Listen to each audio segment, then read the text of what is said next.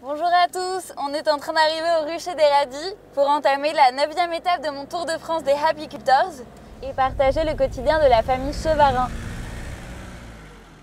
Jérôme est un apiculteur de passion. On s'est rencontrés sur les bancs de la fac quand on suivait tous les deux le master Bioterre.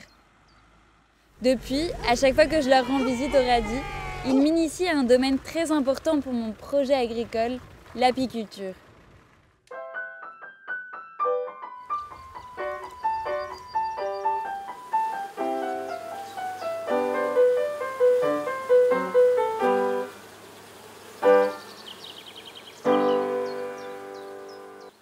Bon Jérôme, j'adorerais que tu m'expliques. Comment a commencé ton histoire avec les abeilles? En quoi l'abeille est liée à son environnement?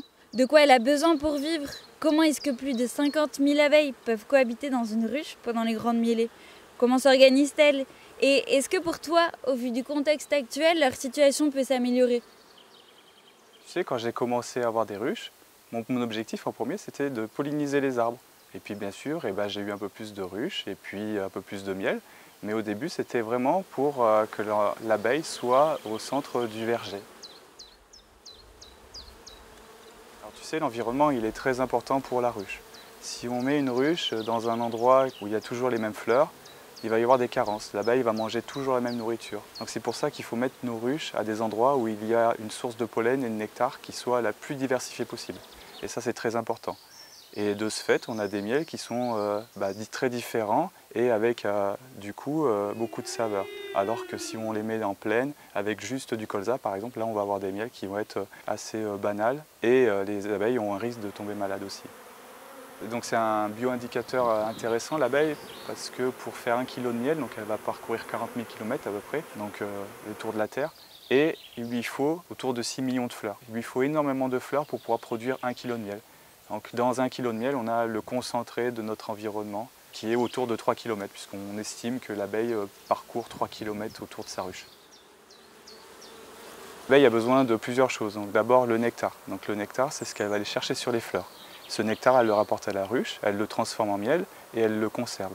Et ce miel lui sert l'hiver à réchauffer la ruche. Ensuite, elle a besoin aussi de pollen. Ce pollen, c'est la protéine de la ruche et ça va servir de nourrir les larves. Donc ces larves sont nourries avec du pollen et du miel pour former de nouvelles abeilles. Donc en cas de carence de pollen, on a donc des maladies qui se développent au niveau des abeilles. Et ensuite, une autre chose qui est très importante, c'est l'eau. Il lui faut énormément d'eau pour une colonie. Et si elle ne trouve pas d'eau ou de l'eau polluée, pareil, on a des risques de maladie. Elle a une organisation qui est très très bien faite.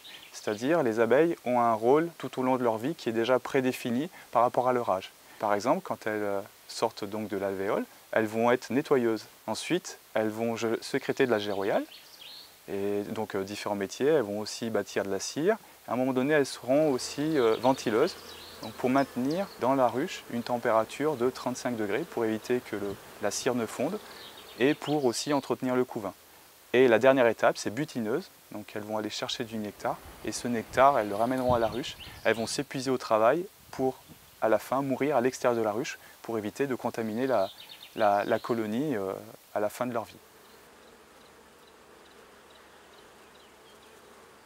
Alors tu sais, l'abeille, elle se porte mal, oui, mais il y a quand même de l'espoir parce que de plus en plus de gens se mettent à l'apiculture, on en parle et on prend conscience petit à petit des enjeux de pollinisation, que si l'abeille disparaissait, la vie serait beaucoup moins intéressante, ça c'est sûr.